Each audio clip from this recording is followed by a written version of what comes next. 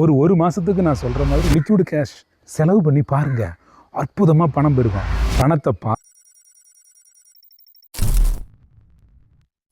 பணம் கொடுக்கும்போது பணத்தை பாருங்கள். யாருக்கு நீங்கள் லிக்விட் கேஷ் கொடுத்தாலும் உங்கள்கிட்ட 500 நோட்டாக இருக்கா, 20 நோட்டு எத்தனை, 10 நோட்டு எத்தனை இருக்குது, உங்கள்கிட்ட இருக்கிற ரூபாயை நீங்கள் ஒருத்தர் கொடுக்கும்போது அது லிக்விடாக நீங்கள் செலவு பண்ணும்போது இது பார்த்து செலவு பண்ணுங்கள்.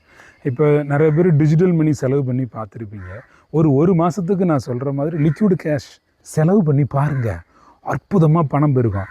பணத்தை பார்த்து எவ்வளவு நம்ம கையிலேருந்து போகுது அப்படிங்கிறத நினச்சி அந்த பணத்தை ஆதரித்து ஒரு ரூபாயாக தொட்டு பார்த்து உணர்ந்து அந்த பணத்தை எண்ணி ரொம்ப கவனித்து பணத்தை கொடுங்க. நம்ம பாட்டுக்கு ஏனோ தானோன்னு பாக்கெட்லேருந்து இருக்கிற பணத்தை அள்ளி கொடுத்துட்றோம். ஏதோ ஒரு பணம் இப்படி கொடுக்குறோம். பார்த்து ரசித்து ரசனையோட பணத்தை கவனித்து எத்தனை ரூபா ஒவ்வொன்றும் நாம் வச்சுருக்கிறோம், எந்தெந்த ரூபா நோட்டில் என்னென்ன இருக்குது அப்படிங்கிறதெல்லாம் கவனித்து நீங்கள் பணத்தை கொடுத்து பாருங்கள். பணத்தை கவனிச்சிங்கன்னா பணம் பெருகும்.